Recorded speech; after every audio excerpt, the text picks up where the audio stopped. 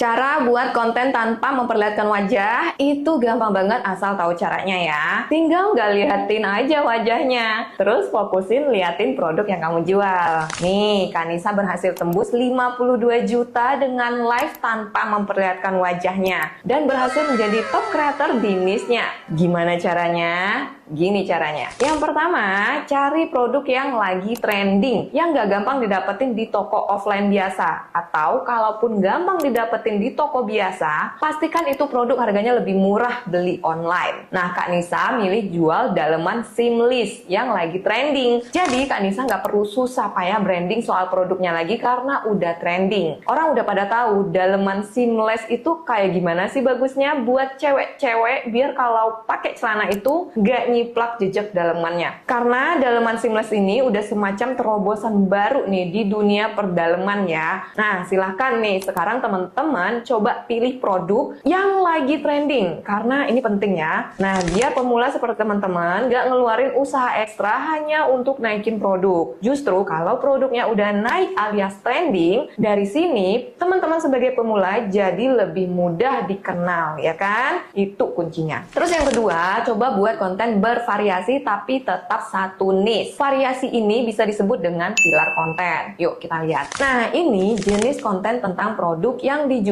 Tuh, jadi full isinya soal produk. Nah, di sini teman-teman silahkan buat konten tentang keunggulan produknya apa. Ini contoh ya. Lalu ada jenis testimoni produk. Tuh, ada testimoni pembelian produk. Ini buatlah jadi sebuah konten biar orang ada rasa kepercayaan ke akunnya teman-teman. Kalau belum ada penjualan, bisa lihat dari jumlah produk terjual di sellernya. Ada berapa yang udah kejual. Terus coba nih, alasan kamu tertarik buat jual produknya ini apa? Nah, itu kan bisa jadi testimoni. Misal, kamu tertarik karena penjualannya banyak, reviewnya bagus, ratingnya tinggi. Nah, itu kan bisa jadi testimoni produk yang kemudian nanti kamu bisa jadikan konten. Nah, yang paling menarik perhatian adalah yang ketiga nih, konten tentang perjalanan selama ngonten. Nah, ini dibuat dalam sebuah konten pribadi. Ini bisa tanpa keranjang kuning ya, biar bantu naikin trafiknya. Karena konten dengan keranjang kuning itu beda penyebarannya dengan konten non keranjang. Lebih mudah penyebarannya buat konten non keranjang. Makanya bisa tembus jutaan views kayak Kak Nisa ini. Tuh, lihat. Nah, ini Kak Nisa liatin perjalanan awalnya, dia komisi cuma 6.000, sekarang udah jadi jutaan. Tapi tetap ya, liatin produknya yang dia jual apa nih, biar niche-nya tetap sejalan, gak keluar dari jalurnya. Tuh, perhatikan. Bisa pakai sound trending. Nah, kesini-kesini adalah konten tanpa keranjang. Scroll nih, coba. Nah, jadi ada nih penarik trafiknya dengan konten non keranjang. Nah, bisa perjalanan, testimoni, pemakaian sendiri, edukasi sedikit tentang hasil yang kamu dapatkan saat ada produk terjual,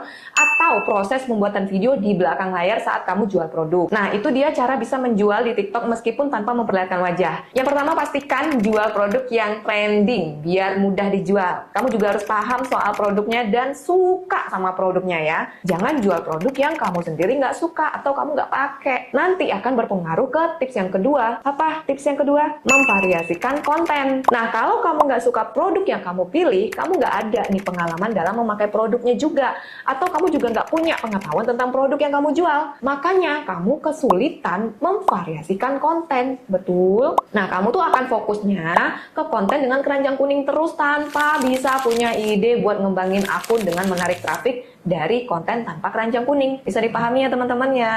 Makanya membangun akun di TikTok itu penting. Karena di TikTok cara jualannya bukan dengan upload produk mulu. Akun kamu malah kayak marketplace jadinya. Kayak katalog. Tapi harus ada nih di akun kamu tuh nilai informasi ya, yang diberikan melalui konten kamu tuh nilai informasinya. Nah, di informasi itu kamu bisa memberikan informasi penggunaan, sharing pengalaman kamu selama pemakaian, gimana testimoni kamu tentang produknya, atau keunggulan produknya apa-apa aja. Nah, informasi ini kan disampaikan dalam bentuk konten tanpa keranjang kuning. Itulah yang buat narik traffic. Inilah yang bikin konten Kak Nisa bisa jadi top creator penjualan di bidangnya meskipun tanpa memperlihatkan wajahnya. Sudah paham sekarang cara bikin kontennya? Bahkan untuk live sekalipun bisa tanpa memperlihatkan wajah. Nanti bagian live-nya ada ya materinya. Bertahap dulu belajarnya ya teman-teman ya. Prakteknya ya Mak ya bertahap. Sekarang kita belajar bikin konten dulu. Karena udah tahu dan udah ada contohnya, ada tutorialnya. Sekarang Mak waktunya praktek ya. Kalau udah praktek bikin konten dan udah punya kontennya,